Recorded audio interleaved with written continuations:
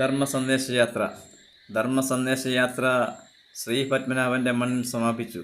മാർഗദർശക മണ്ഡലിൻ്റെ ആഭിമുഖ്യത്തിൽ കാസർഗോഡ് നിന്നും 2000-ഓളം വരുന്ന സന്യാസി ശ്രേഷ്ഠന്മാർ നയിച്ച ധർമ്മസന്ദേശയാത്ര തിരുവനന്തപുരത്ത് ശ്രീ പത്മനാഭൻ്റെ മണ്ണിൽ സമാപിച്ചു. യാത്രയുടെ സമാപനത്തോടെ കേരളത്തിൽ ഹിന്ദുധർമ്മത്തിൻ്റെ പുതിയൊരു ഉയർച്ചയ്ക്ക് തുടക്കമിടുമെന്ന് സന്യാസി വര്യന്മാർ പറഞ്ഞു. എല്ലാ ആശ്രമങ്ങളിലെയും പരമ്പരകളിൽപ്പെട്ട 2000-ൽ പരം സന്യാസിമാരെ സംഘടിപ്പിച്ച് ഒക്ടോബർ മാസം 7-ാം തീയതി കാസർഗോഡ് നിന്ന് ആരംഭിച്ച ധർമ്മസന്ദേശയാത്രയാണ് ഇന്നലെ തിരുവനന്തപുരത്ത് ശ്രീ പത്മനാഭൻ്റെ മണ്ണിൽ സമാപിച്ചത്.